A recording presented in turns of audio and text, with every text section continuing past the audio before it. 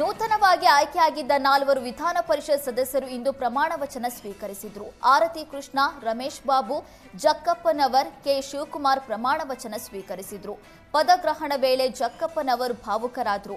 ಪ್ರಮಾಣ ವಚನ ಕಾರ್ಯಕ್ರಮದ ಬಳಿಕ ನೂತನ ಸದಸ್ಯರ ಫೋಟೋ ಶೂಟ್ ನಡೆಯಿತು. ಕಾರ್ಯಕ್ರಮದಲ್ಲಿ ಸಿಎಂ ಸಿದ್ದರಾಮಯ್ಯ, ಸಭಾಪತಿ ಬಸವರಾಜ ಹೊರಟ್ಟಿ, ಪರಿಷತ್ ಸಭಾನಾಯಕ ಹಾಗೂ ಸಚಿವ ಎನ್ಎಸ್ ಬೋಸರಾಜ್, ಸಚಿವರಾದ ಪರಮೇಶ್ವರ್, ಕೆ ವೆಂಕಟೇಶ್, ಜಮೀರ್ ಅಹಮದ್ ಸೇರಿ ಹಲವರು ಭಾಗಿಯಾಗಿದ್ದರು. ಸೊಸೆಗೆ ವರದಕ್ಷಿಣೆ ಕಿರುಕುಳ ನೀಡಿದ ಆರೋಪದಡಿ ನಿರ್ದೇಶಕ ಎಸ್ ನಾರಾಯಣ್ ವಿರುದ್ಧ ಎಫ್ಐಆರ್ ದಾಖಲಾಗಿದೆ. ನಾರಾಯಣ್ ಪತಿ ಪವನ್ ವಿರುದ್ಧ ಸೊಸೆ ಪವಿತ್ರ ಜ್ಞಾನಭಾರತಿ ಪೊಲೀಸ್ ಠಾಣೆಯಲ್ಲಿ ದೂರು ದಾಖಲಿಸಿದ್ದಾರೆ. ಮದುವೆಯಲ್ಲಿ ವರದಕ್ಷಿಣೆ ಕೊಟ್ಟರು ಹೆಚ್ಚಿನ ಹಣಕ್ಕೆ ಒತ್ತಾಯಿಸಿದ್ದಾರೆ ಅಂತ ಎಸ್ ನಾರಾಯಣ್ ಸೊಸೆ ಪವಿತ್ರ ಆರೋಪಿಸಿದ್ದಾರೆ. 2021ರಲ್ಲಿ ಎಸ್ ನಾರಾಯಣ್ ಪುತ್ರ ಪವನ್ ಪವಿತ್ರ ಮದುವೆಯಾಗಿತ್ತು. ಮದುವೆಯಲ್ಲಿ 1 ಲಕ್ಷ ಮೌಲ್ಯದ ಉಂಗುರ, ಮದುವೆ ಖರ್ಚು ನೋಡ್ಕೊಂಡಿದ್ವಿ. ಕೆಲಸ ಇಲ್ಲದೆ ಪವನ್ ಮನೆಯಲ್ಲಿಯೇ ಇದ್ದ, ಹೀಗಾಗಿ ತಾನೇ ಕೆಲಸ ಮಾಡಿ ಮನೆ ಸಾಗಿಸ್ತಾ ಇದ್ದೆ ಅಂತ ಪವಿತ್ರ ದೂರಿನಲ್ಲಿ ಉಲ್ಲೇಖಿಸಿದ್ದಾರೆ.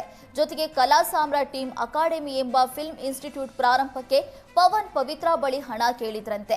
ಈ ವೇಳೆ ಪವನ್ಗೆ ಪವಿತ್ರ ತಮ್ಮ ತಾಯಿಯ ಒಡವೆ ಕೊಟ್ಟಿದ್ರಂತೆ. ಆದ್ರೆ ಲಾಸ್ ಆಗಿ ಕಲಾ ಸಾಮ್ರಾಟ್ ಟೀಮ್ ಅಕಾಡೆಮಿ ಕ್ಲೋಸ್ ಆಗಿದೆ. ಬಳಿಕ ಎಸ್ ನಾರಾಯಣ್ ಪತ್ನಿ ಪುತ್ರ ಹಲ್ಲೆ ನಡೆಸಿ ಹಣಕ್ಕೆ ಒತ್ತಾಯಿಸಿದ್ದಲ್ಲದೆ ಮನೆಯಿಂದ ಹೊರ ಹಾಕಿದ್ದಾರೆ. ನನಗೆ ನನ್ನ ಮಗನಿಗೆ ತೊಂದರೆಯಾದ್ರೆ ಎಸ್ ನಾರಾಯಣ್ ಕುಟುಂಬವೇ ಕಾರಣ ಅಂತ ಪವಿತ್ರ ಗಂಭೀರ ಆರೋಪ ಮಾಡಿದ್ದಾರೆ. ಚಾಲಕರ ನಿಯಂತ್ರಣ ತಪ್ಪಿ ಲಾರಿ ಜ್ಯೂಸ್ ಅಂಗಡಿಗೆ ನುಗ್ಗಿದ ಘಟನೆ ನಡೆದಿದೆ.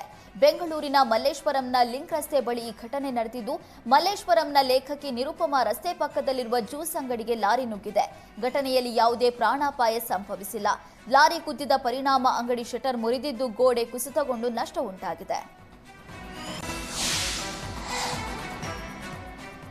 ನಿನ್ನೆ ಸುರಿದ ಭಾರಿ ಮಳೆಗೆ ಸಿಲಿಕಾನ್ ಸಿಟಿ ಬೆಂಗಳೂರಿನಲ್ಲಿ ನಾನಾ ಅವಾಂತರವೇ ಸೃಷ್ಟಿಯಾಗಿದೆ.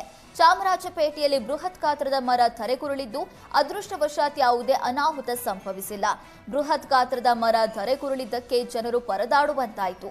ಸ್ಥಳಕ್ಕೆ ಬಂದ ಜಿಬಿಎ ಸಿಬ್ಬಂದಿ ಮರ ತೆರವು ಮಾಡಿದ್ರು. ಕೈದಿಗಳಿಗೆ ಮಾದಕ ವಸ್ತುಗಳ ಪೂರೈಕೆ ಮಾಡ್ತಾ ಇದ್ದ ಜೈಲಿನ ವಾರ್ಡನ್ ಕಲ್ಲಪ್ಪನನ್ನ ಅರೆಸ್ಟ್ ಮಾಡಲಾಗಿದೆ. ನೈಟ್ ಶಿಫ್ಟ್ನಲ್ಲಿ ಕಲ್ಲಪ್ಪ ಪರಪ್ಪನ ಅಗ್ರಹಾರ ವಾರ್ಡನ್ ಆಗಿದ್ರು.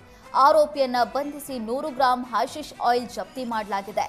ವಶಕ್ಕೆ ಪಡೆದಿರುವ ಪೊಲೀಸರು ಕಲ್ಲಪ್ಪನನ್ನ ಹೆಚ್ಚಿನ ವಿಚಾರಣೆ ನಡೆಸ್ತಾ ಇದ್ದಾರೆ. ಜೈಲು ವಾರ್ಡನ್ ಕಲ್ಲಪ್ಪ ಈ ಹಿಂದೆ ಮಾಜಿ ಸೈನಿಕನಾಗಿದ್ರು. ಮಾಜಿ ಸೈನಿಕರ ಕೋಟಾದಲ್ಲಿ 2018ರಲ್ಲಿ ಕಾರಾಗೃಹ ಇಲಾಖೆಗೆ ಸೇರಿದ್ರು. ಕಳೆದ ಕೆಲ ತಿಂಗಳುಗಳಿಂದ ಪರಪ್ಪನ ಅಗ್ರಹಾರ ಜೈಲಿನಲ್ಲಿ ಕಲ್ಲಪ್ಪ ವಾರ್ಡನ್ ಆಗಿ ಸೇರಿದ್ರು.